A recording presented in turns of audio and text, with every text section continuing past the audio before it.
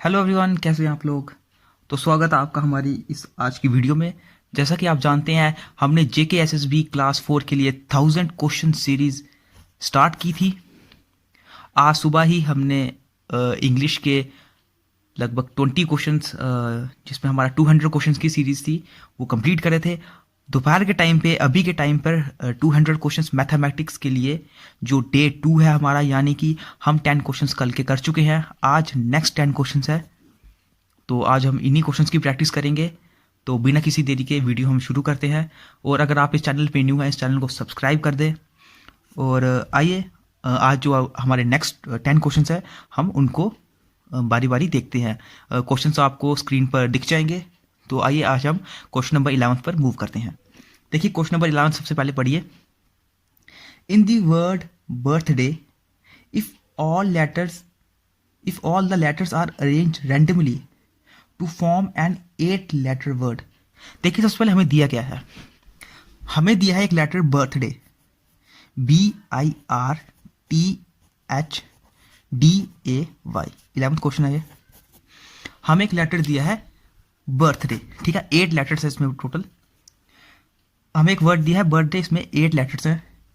और क्या बोला गया है कि if all the letters are arrange randomly to form an 8 letter word. अगर सभी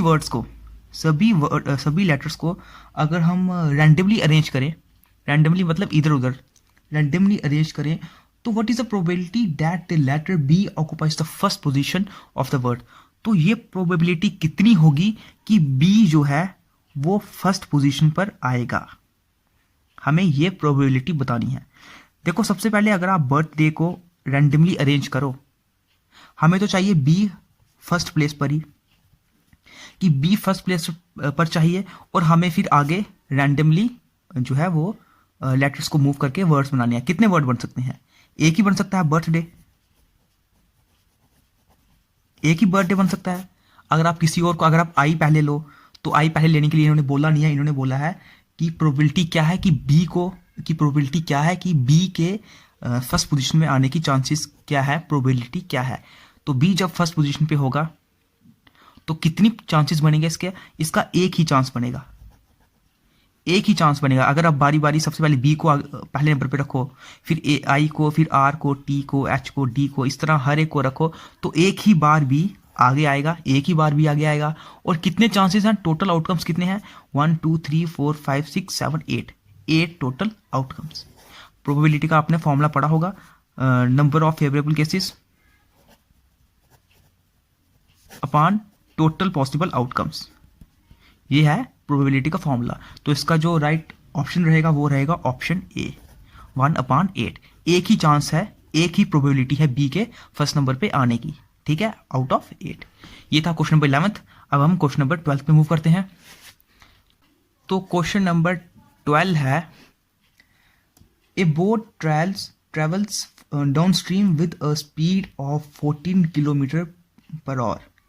एक बोट डाउन स्ट्रीम ट्रेवल करिए 14 kilometre per hour and the speed of stream is 4 kilometre per our. आपको पता होगा, बोट एंड स्ट्रीम में हम we को रखते थे बोट की स्पीड और यू को रखते थे हम स्ट्रीम की स्पीड, ठीक है। इसमें किसी को कोई कंफ्यूजन नहीं होगा। क्वेश्चन क्या बोलता है कि जब बोट डाउन स्ट्रीम जा रही होती है तो स्पीड कितनी होती है बोट की? 14 किलोमीटर पर आवर। मुझे बताओ, जब भी डाउन स्ट्रीम चलती है बोट तो क्या होता है? डाउन स्ट्रीम चलने पर v की स्पीड u के साथ प्लस होती है, यानी कि बोट की स्पीड और u की, बोट की स्पीड और स्ट्रीम की स्पीड प्लस होती है। ये हमें डाउन स्ट्रीम में स्पीड कितनी दी है? डाउन स्ट्रीम में हमें स्पीड दी है 14 किलोमीटर पर आवर, ठीक है। जो बोला है वही लिखा। And the speed of stream is 4। u की स्पीड यानी कि स्ट्रीम की स्पीड u हमें दिया है 4 किलोमीटर पर आवर हमें u दिया हुआ है। तो u की वैल्यू इधर पुट करो, v + 4 = 14। यहां पर हमें मिल जाएगी v की वैल्यू 10 किलोमीटर पर आवर, यानी कि ये हमें मिल गई। किसकी स्पीड मिल गई हमें? ये किसकी स्पीड मिल गई हमें? ये हमें बोट की स्पीड मिल गई। अब हमें क्वेश्चन पे क्या पूछा गया है? क्वेश्चन में हमें यह पूछा गया है, find the upstream speed of the boat. जब ये बोट अपस्ट्रीम ऊपर की तरफ जाएगी, पहले ये डाउनस्ट्रीम था, अब जब ऊपर की तरफ जब अपस्ट्रीम जाएगी तो स्पीड क्या होगी? तो अपस्ट्रीम के लिए क्या होता है, अपस्ट्रीम के लिए हमेशा v माइनस यू, यानी कि बोट की स्पीड को हम स्ट्रीम की स्पीड से माइनस कर देते हैं। तो बोट की स्पीड क्या है हमारे पास 10, स्ट्रीम की स्पीड क्या है हमारे पास 4, 10 minus 4 is equal to 6 kilometre per hour, यानी कि option A is the correct answer. मुझे उम्मीद है आपको ये समझ आ गया होगा, बिल्कुल सिंपल क्वेश्चन था, कोई इसमें ज़्यादा कंफ्यूज होने की जरूरत नहीं है। चलिए अब हम नेक्स्ट क्वेश्चन पे मूव करते हैं। नेक्स्ट क्वेश्चन है, a man travelled from village to the bus stop at the rate of 15 kilometre per hour and walked back at 4 kilometre per hour. मैं आपको डायग्राम समझा कर, ये आपको और अच्छे से समझ आएगा अगर मैं डायग्राम दिखाता हूँ आपको। सोचो ये उसका विलेज है, यहाँ पर उसका बस स्टॉप है। जब यहाँ से वो जाता है, यहाँ से वो जाता है, तब वो बस जब यहाँ से वो जाता है बस स्टॉप से, तब उसकी स्पीड 15 किलोमीटर प्रति घंटा होती है, यानी कि ये मेरा S1 आ गया। जब वो वहां से वापस आता है तब उसकी स्पीड कितनी होती है, तब उसकी स्पीड होती है 4 किलोमीटर प्रति घंटा, यानी कि S2 आ गया। ठीक है, कुल जाने में और आने में उसको कितना टाइम लगा, पूरा जाने में और आने में टोटल टाइम लगा उसको 3 घंटे एंड 48 मिनट्स। मुझे बताओ कौन सा कंसेप्ट पर ये क्वेश्चन निकलेगा। देखो 2 स्पीड्स दी हैं, एक टाइम दिया है, आपने एवरेज स्पीड कंसेप्ट सीखा होगा।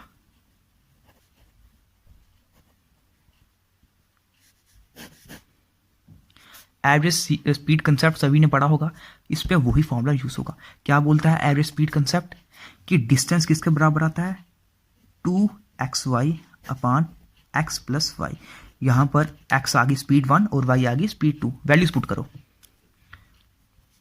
2 इंटू पहली स्पीड आएगी 15, अच्छा इंटू टाइम, ठीक है, इंटू टाइम तो आगे आएगा। x 15 आ गई स्पीड 1, 4 आ गई स्पीड 2 अपान 15 प्लस 4, ये हो गया 19, इनटू टाइम क्या है 3 आवर्स एंड 48 मिनट। मैं इस 48 मिनट को आवर में कन्वर्ट कर दूं, 48 मिनट को मैं आवर में कन्वर्ट कर देता हूं। कैसे कन्वर्ट होगा, देखो सिर्फ मैं इस 48 को 60 से डिवाइड कर दूंगा, तो काटो 12 4 जा 48, 12 5 जा 60, यानी कि 3 4/5 ये हो जाएगा और में। ठीक है, जब भी आप मिनट को, हम मिनट को और में कैसे कन्वर्ट करते हैं, 60 से डिवाइड करते हैं ना, 60 से डिवाइड करते हैं। सपोज हमारे पास 60 मिनट है, उसको आप 60 से डिवाइड करो तो हमें मिल जाता है 1 और। ठीक है, उसी तरह मैंने 48 मिनट को 60 से डिवाइड करके और में कन्वर्ट किया, ये बनेगा 4/5 और। ठीक है, अब नेक्स्ट आगे सॉल्व करते हैं। 2 इंटू 15 इंटू 4 अपान 19 मल्टीप्लाई, इसको देखो 5 से 15 और 4 प्लस 19 अपान 5, ये सॉल्व करके आया 19 अपान 5। 19 से 19 कैंसिल, 5 3 जा 15, 4 3 जा 12, 12 2 जा 24, यानी कि डिस्टेंस मेरा आ गया 24 किलोमीटर। अब लोग क्या करेंगे, 24 किलोमीटर उनका ऑप्शन आया, वो ऑप्शन डी टिक करके आ जाएंगे, लेकिन ये बिल्कुल ही गलत होगा। This is the wrong answer. क्यों, मुझे एक बात बताओ, ये डी क्या है, ये जो डी निकला ये क्या है, डिस्टेंस तो है, पर कौन सा डिस्टेंस है, कि जाने में डी और आने में डी। हमें क्वेश्चन में क्या पूछा गया है, find the distance of the bus stop from the village. मुझे सिर्फ यहां से लेकर यहां तक का डिस्टेंस बताना है बस, मुझे वो डिस्टेंस नहीं बताना कि उसने कितना ट्रैवल किया, उसने जाने में डी और आने में डी ये ट्रैवल किया है उसने पूरा, हमें पूरा नहीं बताना है, हमें सिर्फ यहां से यहां तक का डिस्टेंस बताना है। अगर 24 मेरा यहां से जाने तक और यहां से आने तक 24 है, तो आधा कितना होगा, सिर्फ जाने का कितना होगा, 24 को 2 से डिवाइड करो, यानी कि 12 किलोमीटर ये दोनों के बीच में डिस्टेंस होगा। कौन सा ऑप्शन सही हो जाएगा, option C is the right answer. ठीक है, यही छोटी छोटी गलतियां होती हैं जो लोग करके आ जाते हैं और फिर वो सोचते हैं कि 24 हमारा सही था, हमारा गलत कैसे हो गया। यही गलतियों को आपने ध्यान रखना है, क्वेश्चन कैसे भी चेंज करके पूछा जा सकता है। चलिए अब हम नेक्स्ट क्वेश्चन पे मूव करते हैं।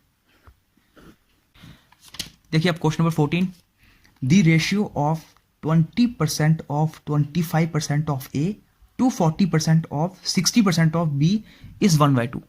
ठीक है, जैसा क्वेश्चन बोलता हम वैसा ही करते हैं। द रेशियो ऑफ 20%, मैं डायरेक्ट बोलूंगा, डायरेक्ट करूंगा तो मुझे पता है 20% होता है 1/5। The ratio of 20% of for 25% यानी कि 1/4 ऑफ ए टू यानी कि अपान 40% होता है 2/5 इंटू 60% यानी कि 3/5 ऑफ बी इज 1/2 इज 1/2। ठीक है, जो क्वेश्चन में बोला गया है मैंने वही किया। अब ये मत कोई बोलना सर आपने 20% को कैसे 1/5 लिखा या 25% को, ये सब मैंने परसेंटेज वाला जो आपने परसेंटेज टू रेशियो सीखा है मैंने वही किया है और कुछ नहीं किया है। आप इसको 20%, 20/100, 25/100 करके भी लिख सकते हैं, कोई प्रॉब्लम नहीं। आइए अब इसको सॉल्व करते हैं।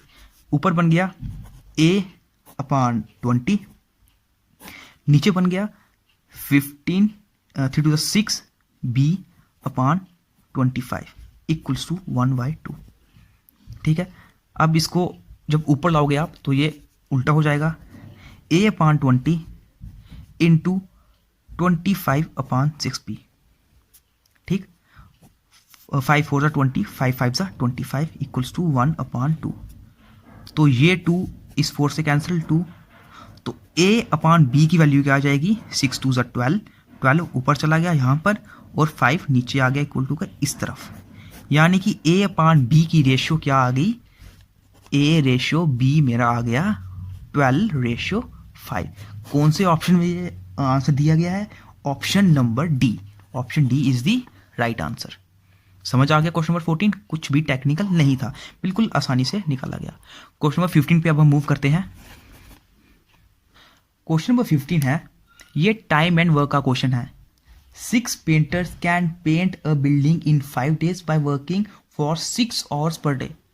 मुझे बताओ, जब भी एक क्वेश्चन में डेज का जिक्र, और का जिक्र और साथ में कितने नंबर्स ऑफ पीपल उस काम में लगे हैं वो भी बताया गया हो, तो हम क्या करते हैं, एक फॉर्मूला आपने पढ़ा होगा, M1 D1 H1 upon W1 equals to M2 T2 H2 upon W2। ये फॉर्मूला आपने पढ़ा हुआ होगा। इस दोस्तों जो ये बेसिक फॉर्मूला है ना, इस फॉर्मूले के बेस पर हर कोई टाइम एंड वर्क का क्वेश्चन निकल सकता है। ये सबसे बिल्कुल बेसिक फॉर्मूला है। जब भी ऐसे क्वेश्चन आए ना कि 10 आदमी लगे हैं, वो 5 दिन में 6 घंटे काम करते हैं, इस टाइप में जब क्वेश्चन आ जाता है तो आप हमेशा इसी फॉर्मूले से यूज कीजिए। अब आपको सिर्फ और सिर्फ वैल्यूज पुट करनी है और कुछ नहीं करना। देखो कितना आसानी से निकल जाएगा। बोलता है 6 पेंटर्स, पेंटर्स कितने हैं, 6 पेंटर्स। मैंने M1 की जगह यानी कि कितने नंबर ऑफ लोग काम पे लगे हैं। D1 क्या होता है, कितने डेज दिए हैं। H1 क्या होता है, कितने घंटे यानी कितने आवर्स दिए हैं। W1 क्या होता है, कितना काम कर रहे हैं। ठीक है, ये नंबर होता है, नंबर ऑफ पीपल या मेल्स कुछ भी। ठीक है, अब देखो मेंबर्स कितने हैं, 6 पेंटर्स हैं। Can paint a building in 5 days, वो 5 दिन में एक बिल्डिंग बनाते हैं। For working 6 hours a day, कितना घंटे काम करने पर 6 hours, और काम कितना करते हैं, एक बिल्डिंग बनाते हैं। ठीक है, ये जैसे बोला वैसे किया मैंने। इक्वल्स टू, उसके आगे क्या बोल रहा है, how many days would 3 painters, यानी कि अब M2 की जगह आ गया 3 painters, have to work in order to paint 3 similar buildings. अब काम कितना हो गया, 3 बिल्डिंग्स हो गई।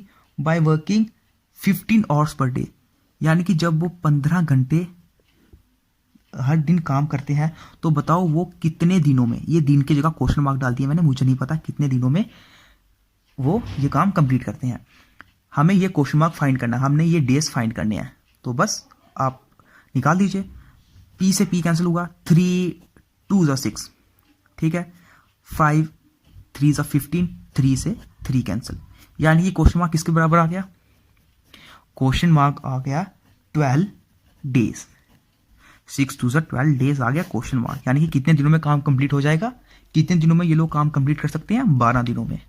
ठीक, एज सिंपल एज दैट, जितना सिंपल, बिल्कुल सिंपल इस मेथड से निकल गया। अब हम नेक्स्ट क्वेश्चन पे मूव करते हैं। चलिए अब हम नेक्स्ट क्वेश्चन पे मूव करते हैं, question number 16।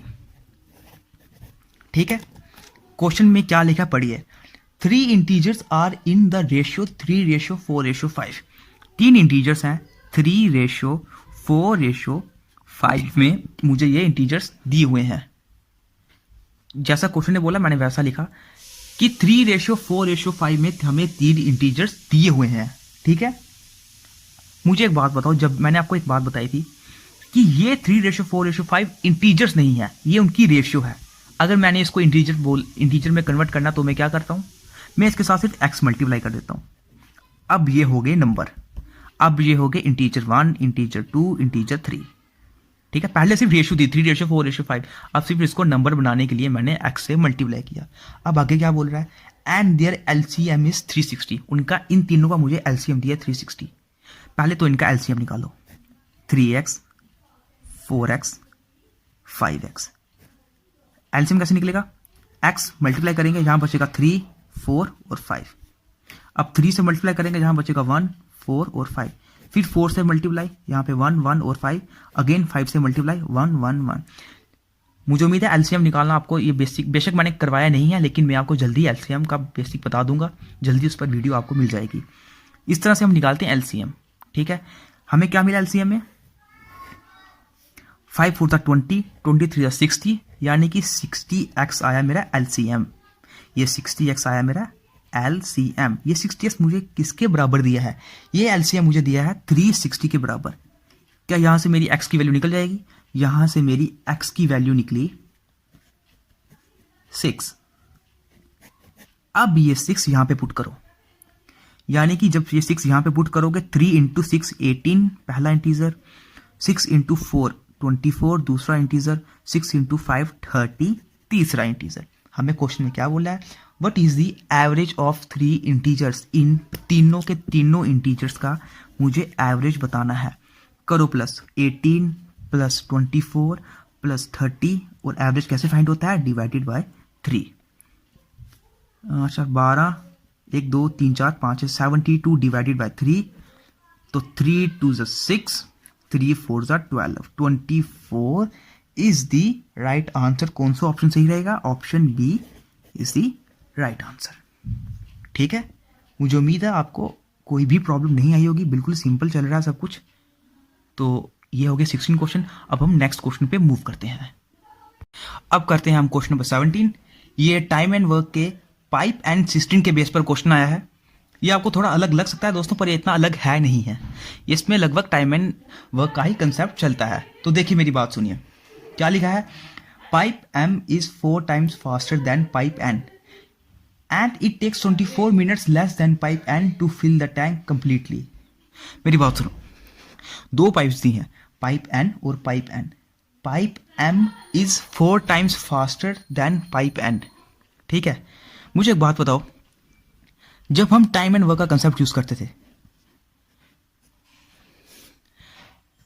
Efficiency into time is equals to total work. हम ये कंसेप्ट यूज करते थे ना कि टाइम कितना लग रहा है into efficiency equals to total work. बिल्कुल सेम यही कंसेप्ट यूज होगा, बस पाइप में ये कन्वर्ट हो जाता है। पाइप में क्या चलता है कि टाइम कितना लग रहा है, एफिशिएंसी मतलब कितना तेजी से वो पानी भर रहा है, into total work. Total work की जगह आ जाता है कैपेसिटी, यानी कि उस टैंक की कैपेसिटी कितनी है। बस बाकी सब कुछ सेम रहता है। अब देखिए हम ये सॉल्व कैसे करेंगे। क्या दिया है, pipe M is 4 times faster than pipe N. ये है pipe M. Pipe M 4 times faster है पाइप एन से, यानी कि अगर पाइप एन एक की तेजी से पानी भरती है, पाइप एम 4 की तेजी से पानी भरेगी। ये क्या है, ये क्या है, ये है एफिशिएंसी। मुझे उम्मीद है आपको ये वाला स्टेप पता चला होगा। ठीक है, अब हम क्वेश्चन स्टार्ट करते हैं। देखिए पाइप एम और पाइप एन, हमें एफिशिएंसी दी है। क्या एफिशिएंसी दी है हमें, पाइप एम की 4, पाइप एन की 1। ठीक है, अगर मैं टाइम निकालना चाहूं, ये क्वेश्चन देखने के बाद आपको पता चलेगा कि time inversely proportional to efficiency, यानी कि अगर टाइम हमें 4:1 दिया है तो एफिशिएंसी 1:4 हो जाएगी। ठीक है, इधर ही वही चीज यूज होगा। अगर एफिशिएंसी 4:1 है तो टाइम 1:4 हो जाएगा। अब आपको समझ आएगा कि अगर m 4 की स्पीड से पानी भर रहा था तो उसको 1 टाइम लग रहा था, इसी तरह n 1 की स्पीड से पानी भर रहा था, उसको ज्यादा टाइम 4 टाइम लग रहा था। मुझे बताओ ये 3 टाइम का फर्क क्यों आ रहा है? ये 3 टाइम का फर्क क्यों आ रहा है? ये इसलिए आ रहा है क्योंकि पाइप n 24 मिनट एक्स्ट्रा ले रही है। ठीक है, तो एक रेशियो किसके बराबर हो जाएगा? 8 मिनट के। एक रेशियो 8 मिनट के, यानी कि पाइप m 8 मिनट में टैंक भरती है और पाइप n 8 4 32 मिनट में टैंक भरती है। ये हुआ, हमें पता चल गया दोनों का टाइम। जब टाइम पता चल गया तो पाइप m लेती है 8 मिनट, पाइप n लेती है 32 मिनट। इनका एलसीएम निकालो, 32 और 8 4 32, 32 1 32। ये है हमारा फुल क्वेश्चन, फुल कंसेप्ट हमारा ये था। सिर्फ ऊपर से हमें ये थोड़ा सा बताना पड़ा। ठीक है, अब हमें क्या पूछा है कि when both pipes are open simultaneously, जब दोनों पाइप्स एक साथ खोली जाएंगी तो बताओ कितना टाइम लगेगा भरने में। फुल टैंक की कैपेसिटी कितनी थी? 32। दोनों कितनी स्पीड से भरेंगे? 4 + 1 5 की स्पीड से भरेंगे। ये लगेगा हमारा टोटल टाइम 32/5, यानी कि option B is the right answer. ठीक है, मुझे उम्मीद है आपको ये क्वेश्चन समझ आया होगा। अगर आपको थोड़ा डिफिकल्ट लगता है तो आप ये दोबारा देखिएगा, आपको पता चल जाएगा। बिल्कुल टाइम एंड वर्क के कंसेप्ट पर ही है ये। पाइप एंड सिस्टम थोड़ा सा चांसेस हैं कि आपको कोई 1-2 क्वेश्चन फंस सकता है, तो वरना तो आपको बेसिक टाइम एंड वर्क पर ही जो हमने पहले क्वेश्चन करे उसी पर क्वेश्चन आएंगे। चलिए अब नेक्स्ट क्वेश्चन पे मूव करते हैं। अब जैसे क्वेश्चन नंबर 18, ये सेम टाइम एंड वर्क पर ही क्वेश्चन आया हुआ है। पढ़िए, if 15 man working for 9 hours a day take 15 days to complete a work. देखिए एक ही में हमें कितने आदमी काम कर रहे हैं, कितने घंटे लगेंगे, कितने दिन लगेंगे, तो हम हमेशा कौन सा फॉर्मूला यूज करते हैं? हम यूज करते हैं M1 D1 H1 upon W1 equals to M2 D2 H2 upon W2। इस कंसेप्ट पे हम यूज करते हैं। अब मैं डायरेक्ट निकालूंगा। क्या दिया हमें कि 15 लोग 15 दिनों में 9 घंटे काम करके कोई एक काम कंप्लीट करते हैं। देन 18 मैन 18 लोग हर दिन कितने दिनों में काम करके 6 घंटे पर वर्क वही सेम काम, वही एक काम कितने दिनों में कंप्लीट करेंगे। ठीक है, मैंने सिर्फ आवर डे उनकी जगह वैल्यू पुट करी है, तो ये एम से तो एम कैंसिल। ठीक है, 9 2 18, 3 2 6, 3 5 15, यानी कि ये मेरा क्वेश्चन मार्क क्या आया? ये क्वेश्चन मार्क क्या आया? 2 2 4 नीचे भेज दिया। 15 × 5 अपान 4, 15 5 75 डिवाइडेड बाय 4, तो 4 1 4, 35 4 8 32, 3/4। इतने दिन मेरे लगेंगे। कौन सा ऑप्शन सही हो जाएगा? Option C is the right answer. ठीक है, बिल्कुल ही बेसिक चल रहा है। आइए अब हम नेक्स्ट क्वेश्चन पे मूव करते हैं। नेक्स्ट क्वेश्चन है question number 19, a wire in the form of a square. Mensuration के बेस पर ये क्वेश्चन आया है दोस्तों। मैंने आपको बताया है मेंसुरेशन पे आपको 2 से 3 क्वेश्चन आएंगे ही आएंगे, ये रख लीजिए क्योंकि बहुत ही ज़्यादा इंपॉर्टेंट है।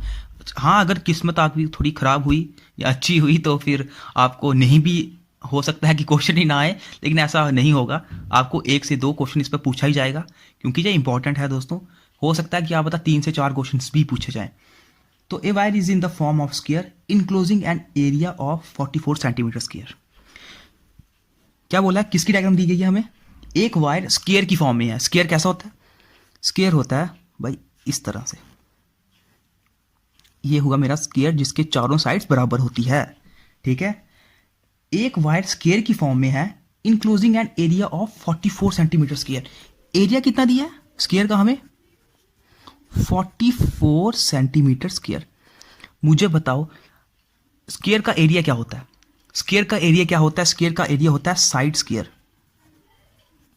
ये आया मेरा 44, यानी कि एक साइड की मुझे पता चल गया, वो आ गए √44। एक बात बताओ, अगर एक साइड √44 है तो दूसरी साइड भी √44 होगी, तीसरी साइड भी √44 होगी और चौथी साइड भी √44 होगी, क्योंकि स्क्वायर है, इसमें किसी को कोई कंफ्यूजन नहीं होनी चाहिए। मैं ये पहले का पढ़ा चुका हूं अपने मेंसुरेशन पार्ट में, ये मैंने कवर किया है। ठीक है, ये मुझे पता चल गया पेरीमीटर, ये मुझे पता चल गया side. If this same wire is bent into a circle, अगर यही सेम वायर, मैं इसी सेम वायर का एक सर्कल बना दूं तो इस सर्कल का एरिया क्या होगा? बिल्कुल बिल्कुल सिंपल क्वेश्चन है, बिल्कुल सिंपल क्वेश्चन है। अब मैं आपको एक बात बताता हूं, एक कंसेप्ट जो मैंने बहुत जरूरी बताया था, अगर आपको याद होगा। ये है स्क्वायर, मुझे बताओ, अगर एक साइड 144 है, अगर मैं यहां से स्टार्ट करूंगा, ऐसे चलूंगा, फिर ऊपर की तरफ, इस तरह पूरा इसका एक जो चक्कर लगाऊंगा, क्या वो जो चक्कर लगाऊंगा मैं एक, वो इसी चक्कर के बराबर नहीं होगा? क्योंकि यही वायर को मैंने सर्कल में बनाया है, इसी वायर को मैंने गोल करके सर्कल में बनाया है। तो जितना यहां से लेकर यहां तक चलना हुआ, वही यहां से लेकर यहां तक चलना हुआ, यानी कि जो इसका पेरीमीटर है वो इसके सर्कमफ्रेंस के बराबर हुआ। पेरीमीटर वो सर्कमफ्रेंस के बराबर हुआ ना। तो पेरीमीटर क्या है स्क्वायर का? 4√44। एक 44 अंडर था ना, तो 4 क्या होंगे? 444। ये सर्कमफ्रेंस ऑफ सर्कल के बराबर होंगे। सर्कल का सर्कमफ्रेंस क्या होता है? 2πr। तो यहां से 2 से 2 कैंसिल, यहां से हमारी रेडियस की वैल्यू निकल जाएगी √244/π। ये मेरी निकल गई रेडियस की वैल्यू। अब हमें रेडियस की वैल्यू पता चल गई है, रेडियस मिल गया। अब क्या पूछा? एरिया निकालो सर्कल का। तो सर्कल का एरिया क्या होता है? सर्कल का एरिया होता है πr²। पाई इंटू r² की वैल्यू पुट करो, 2√44/π का होल स्क्वायर। पाई इंटू 2 का स्क्वायर 4, √44 का 44 बचा, पाई का आया π²। पाई से एक पाई कैंसिल, 4 इंटू 44। पाई की वैल्यू क्या होती है? 22/7 होता है ना, तो 22 नीचे रहा, 7 मैंने ऊपर भेज दिया।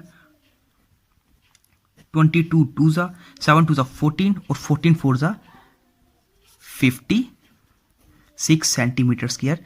इसका आंसर आ गया। ये हुआ कौन सा ऑप्शन सही हुआ? Option A is the right answer. ठीक है, बिल्कुल ही सिंपल था। आपको अगर फॉर्मूला पता है ना दोस्तों, ये क्वेश्चन आप निकाल ही दोगे, गारंटीड। आप ये क्वेश्चन मेंसुरेशन के क्वेश्चन सब निकाल दोगे और आपको फॉर्मूले याद हुए, वरना आपका नंबर रह जाएंगे और वो नहीं रहने चाहिए। ठीक है, आज का लास्ट क्वेश्चन, क्वेश्चन नंबर 20। अब हम इसको कवर करते हैं। ये भी मेंसुरेशन के बेस पर है। देख लीजिए, इधर ही आपको 2 क्वेश्चंस दिख चुके हैं।